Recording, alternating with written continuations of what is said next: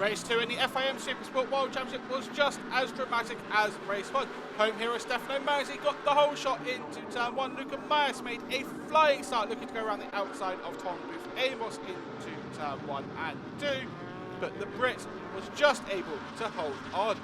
Rookie Jaume Macià had been very impressive in World Supersport so far this season, and that continued in race 2, moving ahead of Manzi to take P1. Audi Mahendra ran wide and lost ground, putting off a bit of a save before dropping to P11. Out in front, and Macià and Manzi were looking to put out a gap over the chasing Tom Booth Amos on his Triumph machine. Manzi moving up the inside of the number 51 Ducati. Macià was able to respond at turn 8 to get back into P1. Meanwhile, French rider Valentin Debise was still looking for a podium or even a victory. Federico Carocasulo and Xavi Cardulas were going side by side on the run into turn 11, with Filippo Farioli also in contention.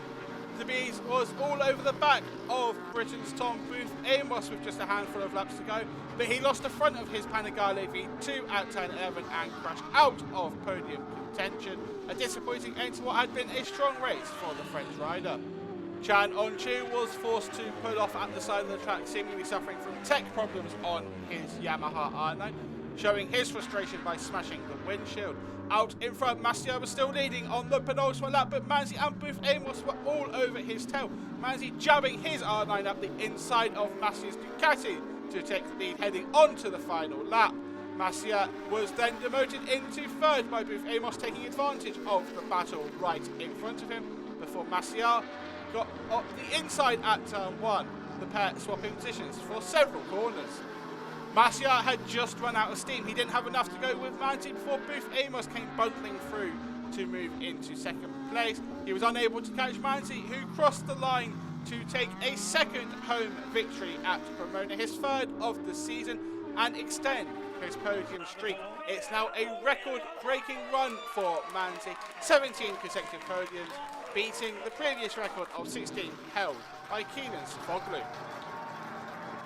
While Booth Amos was able to celebrate a second place, he lost ground in the championship standings, while for Jaume Macià, disappointment that he was unable to hold on for victory after leading for so long, but still a first World Supersport podium for the 2023 Moto3 World Champion. Little to separate the top three at the end of the race. 7 tenths keeping Manzi apart from Macià, with Booth Amos sandwiched between them. Luca Myers coming home in fourth ahead of MV Agusta, Joe Bo Benschneider and Filippo Farioli. Marcel Schrotter was 11th ahead of Leandro Ticini. Ollie Bayliss demoted one place for track limits on the final lap, finishing in 13th. Yuki Okamoto and Kaito Tobo completing the points paying positions. Several retirements from race 2. Chan Onchu, perhaps the most high profile of the ones to not finish the race.